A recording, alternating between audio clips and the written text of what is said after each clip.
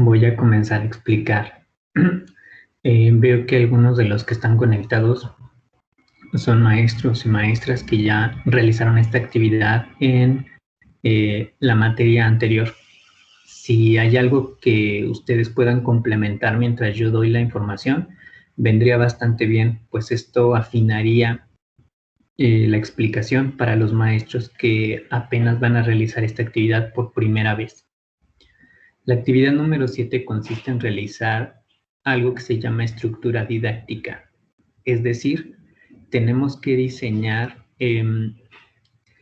esta tabla que le va a explicar a los maestros que lean el plan de estudios de nuestra materia cómo deben de realizar las clases, en qué orden, cuánto tiempo le tienen que dedicar a cada uno de los aprendizajes esperados, pero sobre todo tiene que comunicar la estructura didáctica, la forma en que ustedes han pensado que la materia debe ser impartida.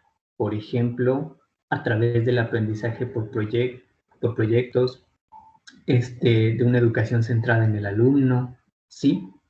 Es por eso que en primera instancia lo que la actividad requiere es que nosotros hagamos mención de algo que ya realizamos. Ya sabemos cuál es el nombre de nuestra unidad didáctica, ya sabemos en qué nivel va a ser aplicada, ya sabemos cuál es el propósito, ya tenemos sus competencias y también sus aprendizajes esperados. Asimismo, ya sabemos cuáles son los contenidos conceptuales, procedimentales y los actitudinales que van a ser enseñados.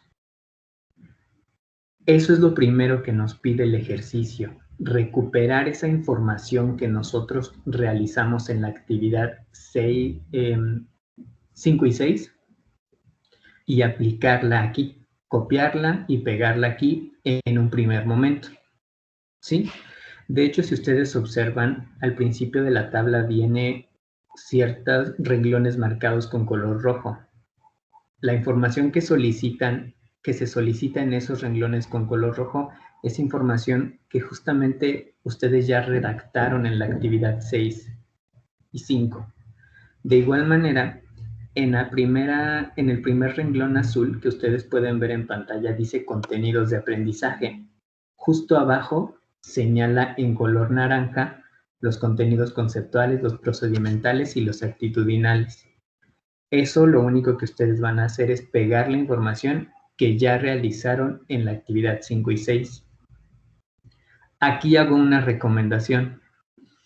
Si aún no han hecho las correcciones de la actividad 5 y 6, si aún hay una competencia que no está bien redactada, hay un aprendizaje esperado que no está bien redactado, si los contenidos, por ejemplo, actitudinales, no están bien redactados, por cualquier situación ustedes no han hecho esas correcciones, yo les invito a que primero las hagan y que después realicen esta actividad, puesto que si ustedes si ustedes comienzan a hacer esta actividad y después hacen las correcciones, puede que en algún momento se desalineen justamente esos contenidos, esas competencias o esos aprendizajes por las modificaciones futuras que ustedes le pueden hacer. Dicho esta recomendación, voy a pasar a explicar entonces el segundo renglón de la hoja que ustedes están viendo en pantalla, el segundo renglón que está marcado en color azul, el que dice estrategias didácticas y ambientes de aprendizaje. Voy a comenzar ahí, puesto que la información que se solicita en los renglones superiores es información que simplemente se tiene que copiar y que se tiene que pegar. En esta tabla que ustedes ven, no está incluido las horas que ustedes le van a asignar a cada aprendizaje esperado. Sin embargo, en la tabla final, en donde ustedes van a hacer la actividad, ahí sí viene solicitado ese dato. Las horas, evidentemente, ustedes las tienen que considerar dependiendo del número de semanas que se van a ocupar en el semestre y dependiendo la cantidad de aprendizajes esperados que se van a desarrollar y el tiempo que se le va a asignar a cada una de ellas. ¿De acuerdo? Comienzo a explicar la parte de estrategia didáctica y ambientes de aprendizaje. Este cuadro debe llenarse mencionando la introducción, el desarrollo y el cierre o evaluación de la clase. Tiene que hacer una descripción clara de cómo se va a desarrollar la clase o las clases relacionadas con el aprendizaje esperado que se señaló en el renglón de color rojo en la parte de arriba. ¿Sí? De hecho, es el tercer renglón. Cuarto, estas evidencias didácticas y ambiente de aprendizaje tienen que estar alineados con él. La explicación del inicio, el desarrollo y la evaluación del contenido tiene que estar relacionado con él. Por ejemplo, ustedes pueden poner que van a iniciar la clase haciendo una lluvia de ideas para recuperar los contenidos previamente revisados. ¿Sí? En el desarrollo ustedes van a poner qué va a realizar el maestro durante la clase, qué va a realizar el estudiante y sobre todo cuáles serán las actividades y el producto de esas actividades que se van a realizar.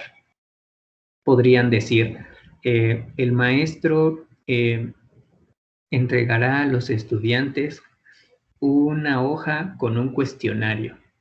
Los estudiantes se reunirán en equipo para resolver ese cuestionario y al finalizar la clase compartirán las respuestas con sus compañeros y se realizará una discusión grupal. Dime, Simón. Víctor, no sé si te parezca que vayamos escribiendo o vaya escribiendo yo los ejemplos para que les quede como más claro a una vez que lo volvamos a ver el tema. ¿Te parece? De hecho, en la segunda hoja viene un ejemplo ya hecho. Si gustas, ahorita solamente estaba dando como el panorama general. Y en la segunda hoja vamos a ver un ejemplo así muy específico, pero sí, vendría bien que ahora capten como la idea general y ahora me voy a especificaciones. Muy bien, gracias. En el tercer renglón marcado en color, en el segundo renglón de estrategia didáctica y ambiente de aprendizaje, entonces tiene que hacerse esa descripción de la clase. El maestro que reciba este programa tiene que poder entender cómo realizar la clase, en qué cosas centrarse al desarrollar sus clases, qué estilo tiene que tomar esas clases, qué papel tiene que jugar el estudiante, qué papel tiene que jugar él, qué papel van a jugar el material que van a utilizar, las actividades que van a realizar. ¿Sí? De hecho, ahora sí, si gusta, Simón, y pasas a la hoja número 2. En la hoja número 2 está un ejemplo de cómo se va a llenar esas tablas. La información que está de color rojo, en los renglones de color rojo, pues no nos explica mucho porque pues realmente esa información fue tomada de una materia en específico que no es la materia que ustedes están realizando. Entonces, simplemente se copió y se pegó, tal y como les acabo de comentar. Si nos centramos en el segundo renglón de color azul que menciona las estrategias didácticas y el ambiente de aprendizaje, ahí ustedes van a poder ver justamente cómo se redactó esa parte. ¿Podrías subir un poco la imagen, Simón? Perdón, de manera que nosotros podamos ver las estrategias didácticas. Exacto, ahí. Ahí se debe de mencionar la estrategia didáctica y los ambientes de aprendizaje. La estrategia didáctica debe de ser explicada a partir de las 3 partes de la clase: el inicio, el desarrollo y el cierre.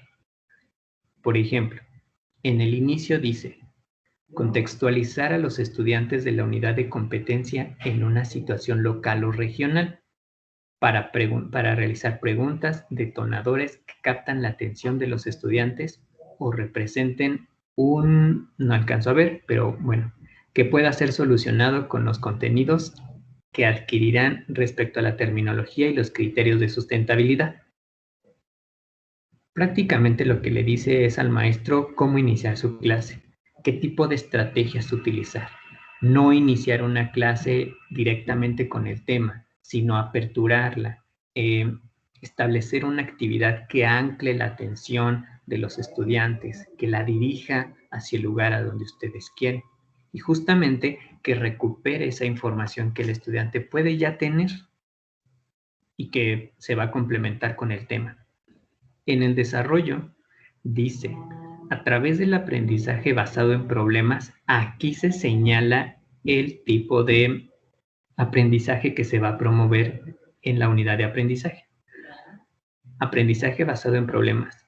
Los estudiantes identifican los conceptos que se requiere de medio ambiente y sustentabilidad para comprender una situación. Con la metodología de aula invertida, los estudiantes consultarán el material seleccionado por el docente y profundizarán en el tema a través de investigación en diversas fuentes confiables, o bien podrán asistir a alguna videoconferencia en temas de sustentabilidad. En la sesión de aula y laboratorio se promueve el trabajo colaborativo entre estudiantes y docentes para explicar los conceptos vistos en el contexto del problema o en el experimento. Esta explicación del desarrollo hace referencia al trabajo en el laboratorio porque la materia está relacionada con actividades en el laboratorio. Si su materia no está relacionada con eso, no deberán incluirlo. Pero si ustedes ya mencionaron trabajo de laboratorio en alguna de las actividades previas, entonces aquí tienen que recuperar eso y tienen que señalar específicamente qué, cómo, ¿sí? ¿Qué se va a hacer? ¿Cómo se va a hacer? Cierre. Se tiene que explicar cómo va a cerrar la clase. Ahí se dice que se va a realizar una reflexión individual o grupal de los contenidos revisados que permita comprender el problema planteado. Puede seleccionarse a uno o varios estudiantes que realicen un discurso de lo aprendido o de su postura personal sobre los temas del medio ambiente y sustentabilidad. También puede diseñarse una actividad de cierre lúdica como preguntas en plataforma o en una aplicación repasando la terminología del medio ambiente y sustentabilidad. ¿Sí? En el cierre tiene que mencionarse una estrategia de evaluación de los contenidos. No necesariamente un examen, puede ser un cuestionario, algo en el que los estudiantes reflejen el dominio que adquirieron sobre esos temas, sobre este aprendizaje esperado. Ahora, es muy importante que sepamos que si nosotros escribimos en el inicio, en el desarrollo o en el cierre una actividad, esa actividad, por ejemplo, realizar preguntas detonadoras, esa actividad tiene que verse reflejada en los cuadros que vamos a ver más adelante. Ahorita lo voy a explicar. Lo que quiero dejar claro es que todo lo que ustedes escriban en esta parte, después van a tener que expresarlo en la siguiente parte de la actividad. No van a poder desvincular una cosa con la otra. Todo tiene que estar alineado. Paso a lo siguiente. En el ambiente de aprendizaje, ustedes tienen que mencionar justamente cuáles serán esos espacios que utilizarán para la enseñanza de sus contenidos. Por ejemplo, en el aula. Y ahí deben de mencionar si van a utilizar alguna plataforma. En el caso del ejemplo que estamos viendo, ustedes acaban de ver que en el cierre dijo lo siguiente. Se puede diseñar una actividad de cierre lúdica como preguntas en plataforma. Mencionó una plataforma. Entonces, en ambiente de aprendizaje tendrá que especificar esa plataforma o esas opciones de plataforma. Si ustedes observaron en la estrategia didáctica, específicamente en el desarrollo, se mencionaron sesiones en el laboratorio. Es por eso que aquí, en ambiente de aprendizaje, se está mencionando el laboratorio justamente como un ambiente. En el segundo párrafo de ambientes de aprendizaje dice, en el aula se va a procurar que sea un espacio limpio, ventilado, con buena iluminación. Podría subir un poco bueno, podrías, sí, acomodarlo. Ah, ok, gracias, Simón. Dice que tiene que tener buena iluminación. Asimismo, dice que se va a organizar los asientos de los estudiantes para facilitar el trabajo colaborativo y la discusión de temas. Y aquí entra justamente esos detalles de operación que implica elegir una forma de aprendizaje y no otra. Si nosotros vamos a decir que el aprendizaje es centrado en el estudiante, todo tiene que reflejar que realmente el aprendizaje está centrado en el estudiante. Para eso incluso vamos a tener que hablar del espacio, de la disposición de los asientos, de la disposición que va a tener el laboratorio, de cómo se van a armar los equipos, en fin. Dice, si el salón tiene disponibilidad de proyector, se utilizará junto con el pizarrón para proyectar imágenes o videos que permitan ilustrar los fundamentos del tema que se vaya a abordar. El material audiovisual, el tema de consulta y las actividades para los alumnos deben estar disponibles en la plataforma para su revisión asíncrona. ¿Se fijan cómo está esta explicación dando detalles incluso de cómo todo el material va a estar previamente disponible para los estudiantes, para que estén interactuando con él y ellos estén incluso ya familiarizados que esa es la dinámica de la clase? Eso es importante porque justamente eso va a reflejar esa descripción previa que ustedes realizaron del inicio, el desarrollo y la conclusión. La va a complementar. Por último, dice que en el laboratorio se pueden mostrar experimentos sencillos y técnicas de microescalas que ejemplifican los fundamentos relacionados con el medio ambiente y la sustentabilidad. Y ahí menciona algunos ejemplos: hidroponía, lombricomposta y huertos caseros, ¿sí? Obviamente, eso que está mencionado ahí también va a tener que ser recuperado en los siguientes 3 cuadros que vemos abajo. El que habla sobre herramientas tecnológicas y recursos didácticos, el que habla sobre evidencias de aprendizaje y el que habla de criterios. Vamos a explicar a detalle en qué consiste cada uno de ellos. Simón, ¿podrías? Bueno, creo que si dejas ahí la pantalla está perfecto. No creo que haya problema. Vamos a comenzar con las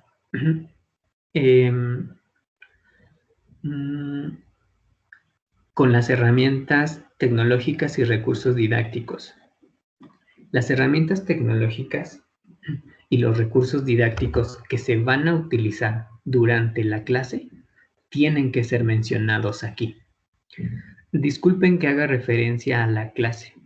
Evidentemente, un aprendizaje esperado puede llevar más de una clase, pero entendamos que este cuadro va a explicar la generalidad de esas clases para este aprendizaje esperado en específico. Por ejemplo, en herramientas tecnológicas nosotros tenemos que especificar, y voy a dar algunas opciones de lo que pueden poner: Moodle, foros, Kahoot, Educaplay, Google Docs, Teams, Nearput, calendario de correo electrónico, Classroom, Prezi. Pero cualquier herramienta tecnológica que ustedes escriban ahí, la van a tener que referenciar añadiendo el vínculo que conecta a esa plataforma. De tal manera que si un maestro recibe esta planeación y él no conoce Kahoot o Educaplay, pueda perfectamente ir a ese material en internet y encontrar la página exacta a la que se está haciendo referencia. Cuando hablamos de recursos didácticos, tenemos que hacer una división. No son lo mismo. Las herramientas tecnológicas son las que mencioné: Kahoot, Educaplay, Google Docs, correo electrónico, Classroom, Prezi. Los recursos didácticos son videos, libros digitales, libros impresos, capítulos de libro, presentaciones, algún software, laboratorio, bancos de información, por ejemplo, revistas digitales, ¿sí? Obviamente estos ejemplos pueden no coincidir con los contenidos de tu materia, pero los menciono a fin de que ustedes puedan perfectamente entender qué de lo que van a utilizar va a tener que ser clasificado acá, ¿sí? En qué clasificación va a tener que incluirse. Ahora, como les mencionaba, debe incluirse el link de todas las herramientas tecnológicas que se van a utilizar.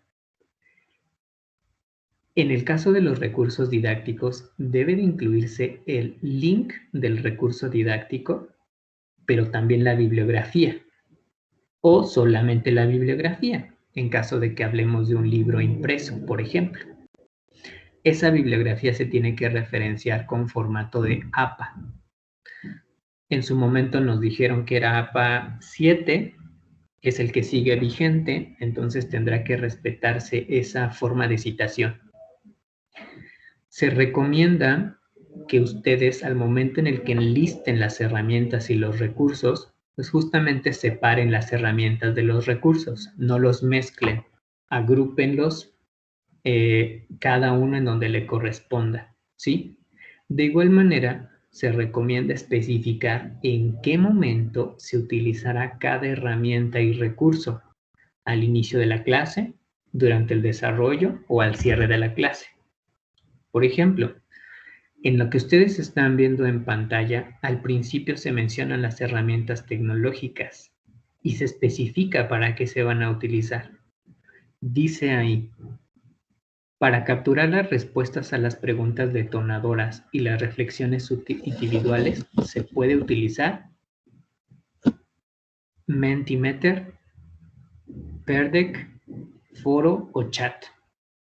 Y ahí están los vínculos, ¿sí? La actividad de cierre lúdica puede ser a través de Kahoot, Educaplay, y ahí están los vínculos. Las actividades de Moodle que se pueden realizar son, ahí menciona las actividades de Moodle, el ahorcado, el crucigrama, el serpientes y escaleras, etc. Si ustedes se dan cuenta, esta actividad lleva mucha precisión, muchas especificaciones, de ahí que sea importante que se tomen el tiempo para realizar. Si bajas un poco la imagen, Simón, bueno, la hoja, para que podamos ver lo que sigue, ustedes pueden ver que dice, para trabajar en forma colaborativa y con documentos compartidos, se puede utilizar Google Docs o Teams. Para realizar las preguntas de cierre con retroalimentación automática, puede aplicarse cuestionarios en Google Forms, Microsoft Forms o Moodle. ¿Sí? Si ustedes, que de hecho lo tuvieron que haber hecho así, pusieron énfasis en la educación 4.0, en las actividades previas que ustedes han realizado, aquí es donde se tiene que reflejar justamente eso. Y evidentemente hay algunas herramientas muy especializadas para cada una de las materias. Yo los invito a dejar registro de ello y que no nada más nos quedemos como en estas herramientas que son como de uso común o de uso general. Seguramente ustedes conocen una más adecuada para los contenidos o una más especializada. Pueden mencionarla también. Una vez que establecimos las herramientas tecnológicas, ahora vamos a hablar entonces de las evidencias de aprendizaje. ¿Puedes subir un poco la imagen, Simón, de manera que podamos ver el título de la segunda columna de esta tabla?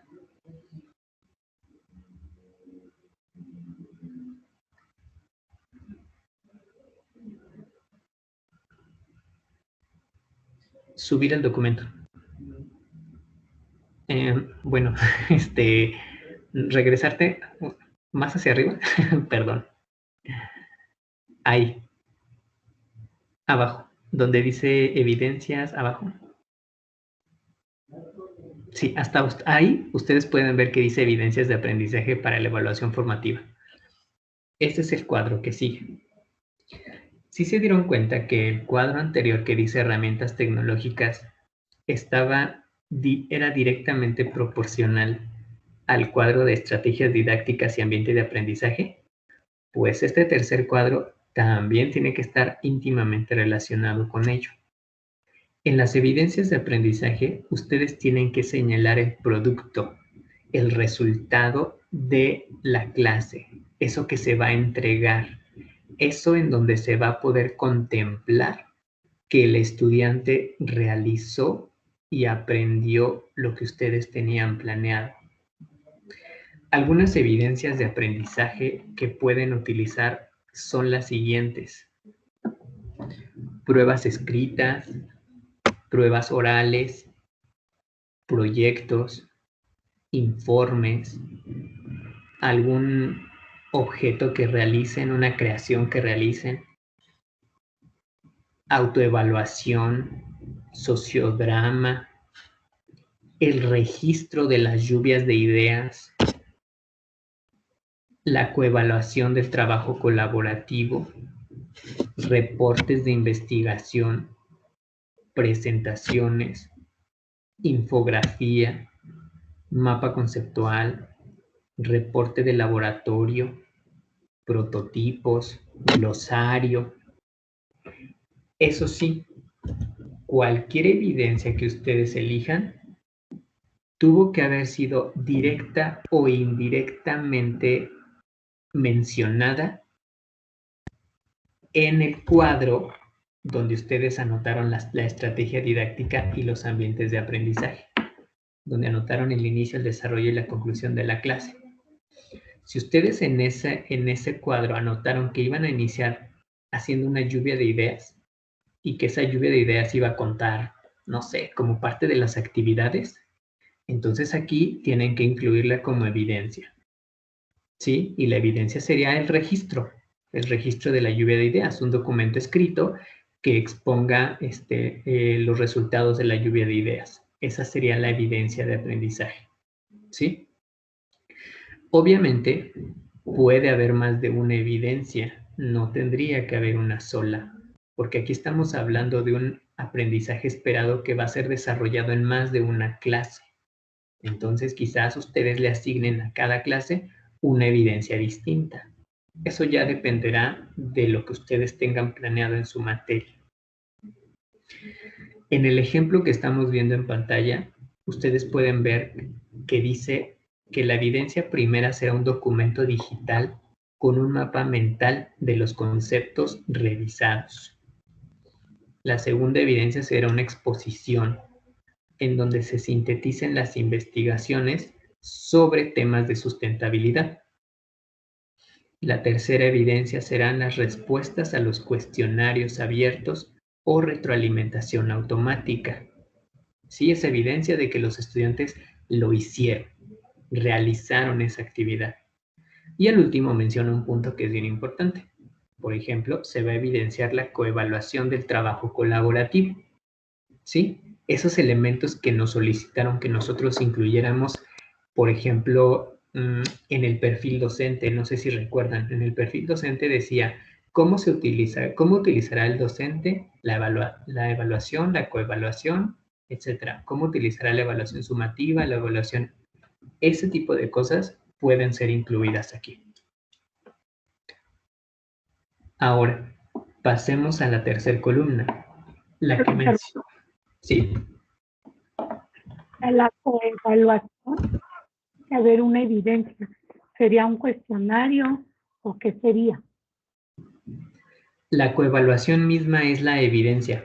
Ustedes pueden expresarla, por ejemplo, a través de un documento escrito, a través, por ejemplo, de una pequeña, como una especie de lista de cotejo en donde se establezcan ciertos criterios, o la coevaluación puede ser alguna conversación de la cual se guarde algún tipo de evidencia, ¿sí? Ahí sí dependerá de cómo lo quieran expresar ustedes.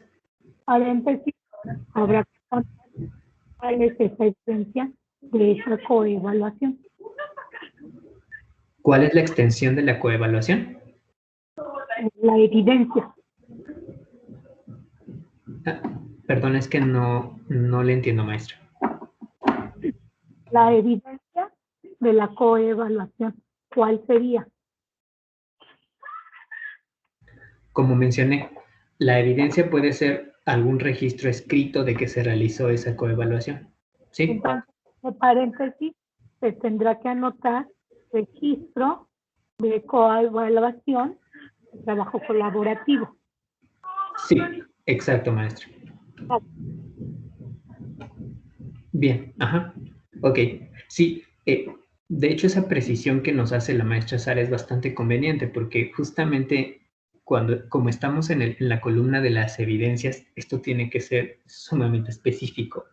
Y si nosotros solamente escribimos coevaluación del trabajo colaborativo, no estamos mencionando la evidencia, estamos mencionando, por decirlo así, la técnica, pero no la evidencia. Entonces tendríamos que especificar texto escrito que exponga la coevaluación del trabajo colaborativo.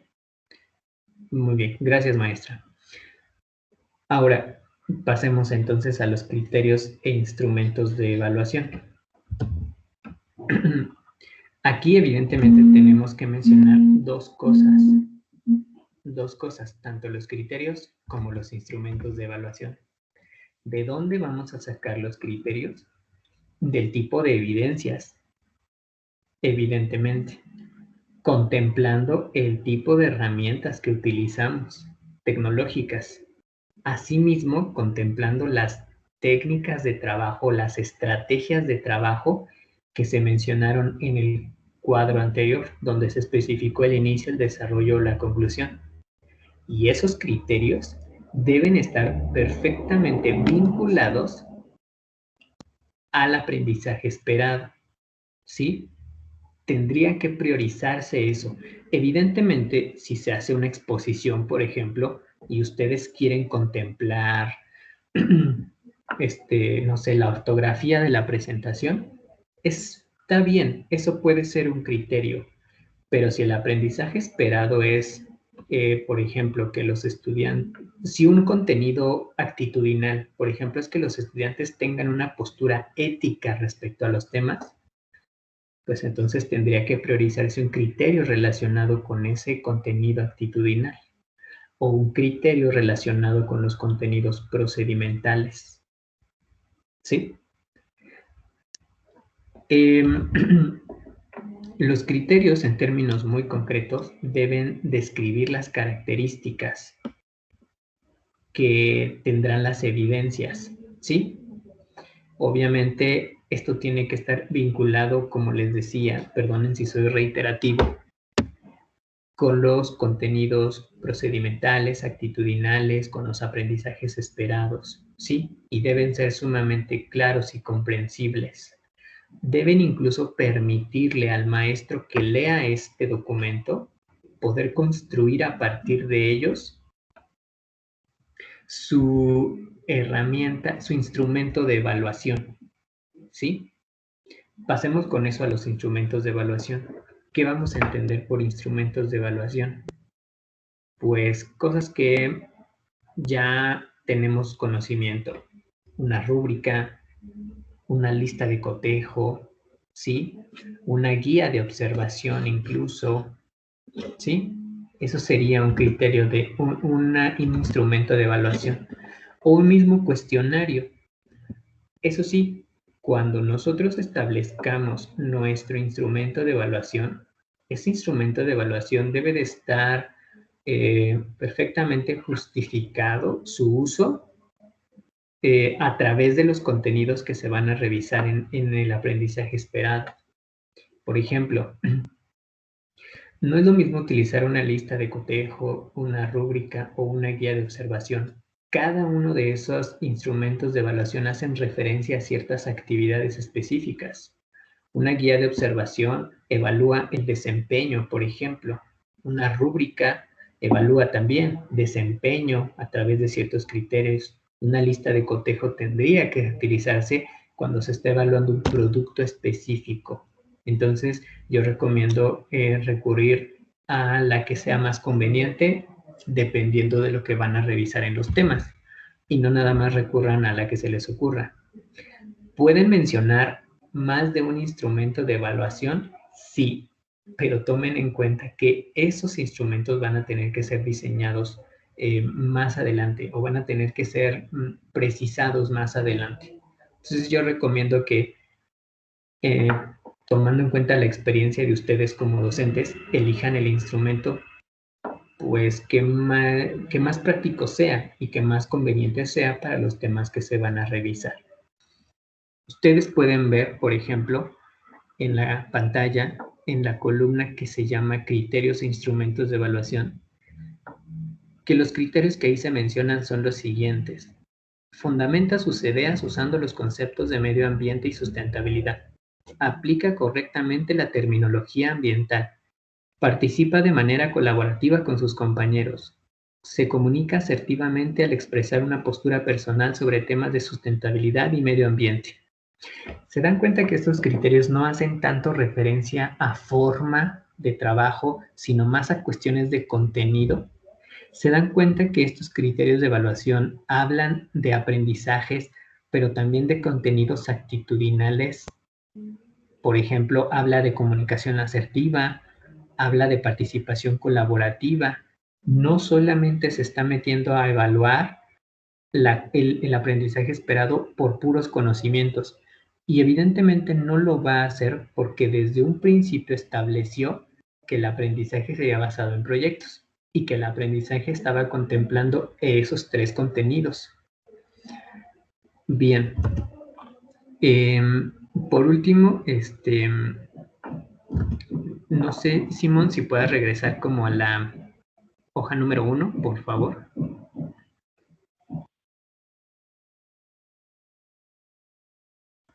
En esta hoja número 1 podemos ver el panorama general de lo que vamos a hacer y agrego las últimas especificaciones. Esta tabla se tiene que hacer por aprendizaje esperado. Eso significa que si en una unidad de competencia tienen 3 aprendizajes esperados, entonces tienen que hacer 3 tablas de estas. ¿Sale? Si en una unidad de competencia tienen 4 aprendizajes esperados, tienen que hacer 4 tablas de estas, una por aprendizaje esperado. Sé que es muy extenso, sé que requiere mucho detalle este trabajo y que quizás implique más de una semana para trabajar en ello. Pero un buen avance que van a tener es haber tenido de forma correcta la redacción de su competencia, de sus aprendizajes esperados, de sus contenidos conceptuales, procedimentales y actitudinales. Eso les facilitará y agilizará mucho las cosas. Lo último que tengo que agregar de mi parte es que la redacción de toda esta información tiene que llevar un estilo unificado. Tendría que llevar, por ejemplo, si gustas bajar, Simón, y mostrar la tabla de abajo de la segunda hoja, si ustedes se pueden dar cuenta, ahí hace uso, por ejemplo, de negritas, de sangrías, hace uso de viñetas.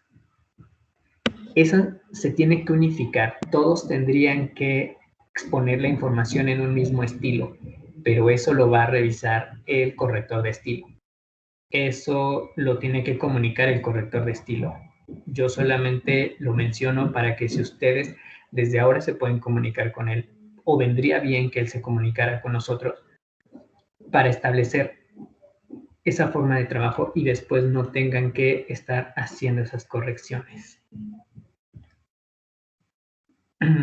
El maestro Alfonso comenta en el chat: agradezco la explicación, sin embargo no me parece que la actividad que requiera muchas especificaciones. En lo que se ha comentado parece que solo se registran sugerencias generales de metodologías didácticas, listados de tecnología y sugerencias, herramientas, evidencias e instrumentos para fortalecer aprendizajes. Pregunta: ¿no es más enriquecedor ser prescriptivo en las 3 partes del formato? ¿Lo tienen contemplado de esa forma o solo la descripción general que está presentando? ¿Es parte de otra actividad? me refiero a proponer contenidos y actividades específicas, por ejemplo, rúbricas específicas, el contenido del Kahoot, los discusión de foro o incluso el contenido de la coevaluación, los casos, proyectos y cuestionarios por aplicar, entre otras. De otra manera me puedo quedar demasiado abierto y se puede perder un poco el enfoque de los cursos. Tiene que ser, cuando digo que es específico, me refiero a que tiene que orientar de forma clara la forma en que se desarrollará el aprendizaje esperado. Me preguntan, ¿no es más enriquecedor ser prescriptivo en las 3 partes de este formato? Ser prescriptivo implicaría ser muy preciso, entonces, porque prácticamente se le dirá paso a paso qué es lo que debe de hacer. Va a ser enriquecedor el ser prescriptivo en la medida en que esa prescripción pues contemple muchas oportunidades para el docente que lo revise. Pero sí, o sea, no entiendo la pregunta cuando dice, ¿lo tienen contemplado de esa forma o solo la descripción general? Víctor, me refiero a que si en alguna otra actividad vamos a tener la oportunidad de incorporar esas rúbricas específicas o ese contenido de Kahoot, o lo que decía la maestra Sara, incluso cómo vamos a coevaluar, porque muchos docentes que van a tener estos documentos no son expertos en eso. Es una pregunta nada más. Ok. Según recuerdo, y aquí me gustaría que me ayudaran mis compañeros que ya estuvieron en la materia pasada, se especifica, por ejemplo, más a detalle la rúbrica más adelante, cuando se fija la forma general de evaluar la materia, pero nunca se menciona o nunca se tienen que mostrar todas esas rúbricas de las que se hace mención. Eso tengo entendido y según lo que yo recuerdo, no se menciona, no se van a agregar. Y entiendo perfectamente cuando comenta que este documento lo puede tomar alguien que quizás no sea experto en este tipo de cosas. Justamente, y por lo que nos explicaban en las reuniones que tuvimos en la temporada pasada, justamente se diseñó así el formato para que pueda ser un poco más ilustrativo. Más información, más cosas no le podemos agregar. Esto es lo que se tiene como establecido. No sé si respondí a sus dudas, maestro.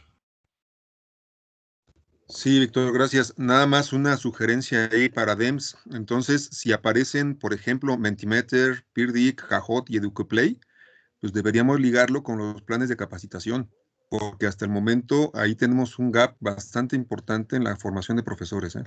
Gracias. Totalmente de acuerdo, maestro Alfonso. ¿Algún otro comentario? Veo una manita levantada, Janet. Sí, gracias. Con estas precisiones que realiza el maestro Alfonso y bueno, en base a la experiencia al realizar los programas el semestre pasado, yo entendí, a lo mejor si me equivoco me corrigen, pero entendí que de parte de DEMS sí debíamos especificar, no demasiado, no profundizar al nivel de elaborar justamente todos estos Kahoot, de elaborar las rúbricas y presentarlas, porque me parece que el objetivo de este programa es justamente nada más guiar al docente en las posibilidades y que con lo que plasmemos pueda darse una idea que lo pueda encaminar a lo que aquí proponemos, que es acorde a los contenidos y acorde a la estrategia que se propone, sin ser demasiado específicos en los detalles, de tal manera que no limitemos, ¿no? También quizás un poco la práctica docente. Sin embargo, sí se especifica como lo ha comentado, lo que ha presentado Víctor, porque también resulta que muchas veces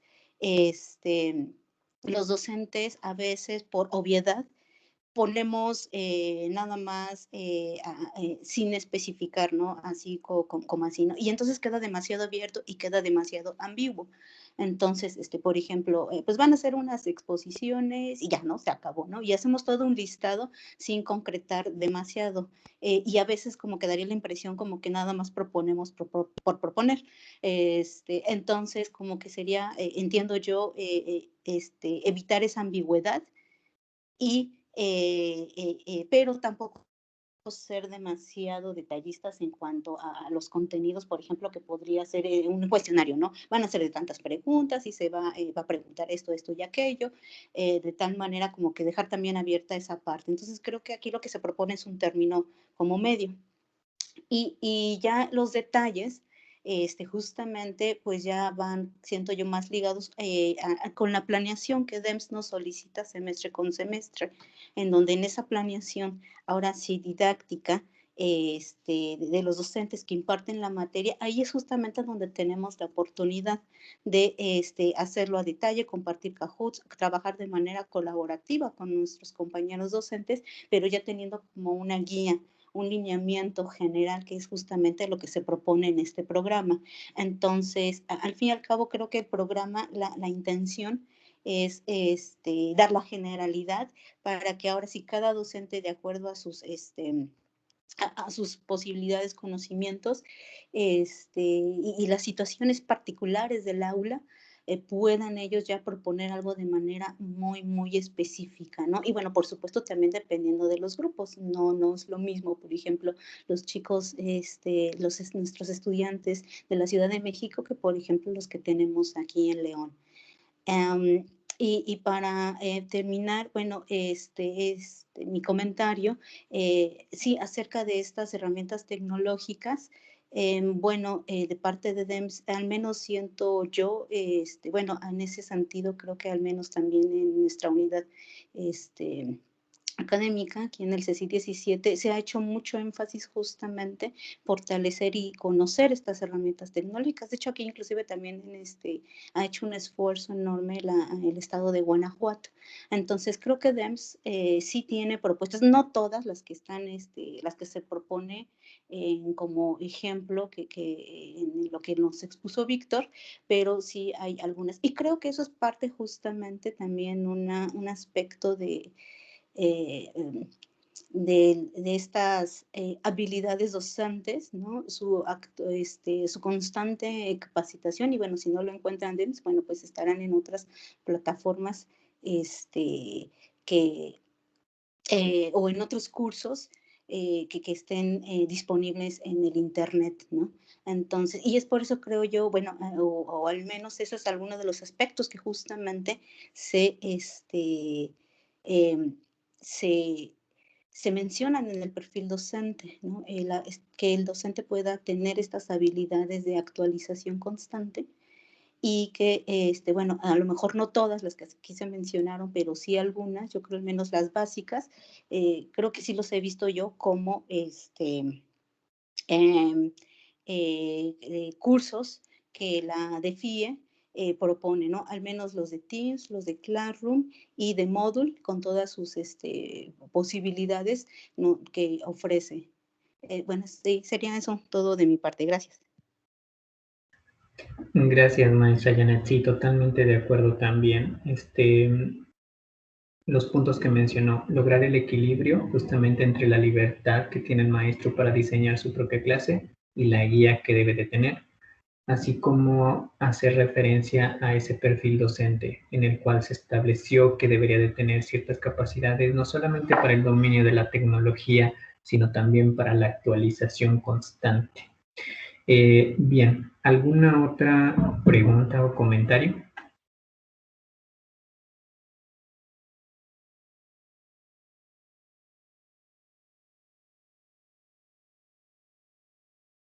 Si no lo hay, de mi parte sería todo. Agradezco mucho su atención y estaré revisando sus avances conforme vayan construyendo su trabajo.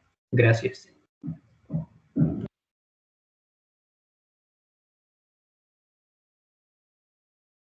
Gracias a usted, maestro Víctor. Sí, gracias.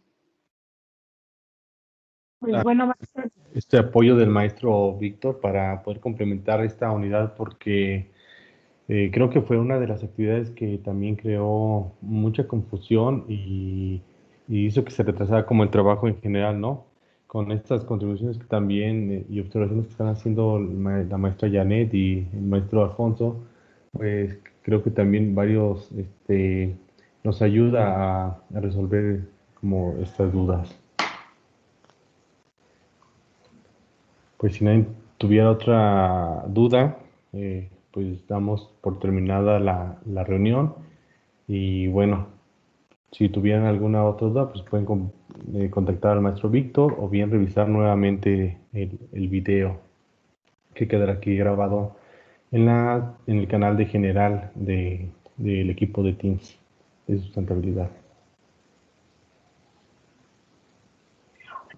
Muchas gracias, maestros, a todos por haber asistido y cualquier duda, comentario, estamos a sus órdenes.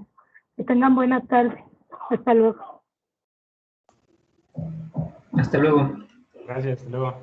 Hasta luego.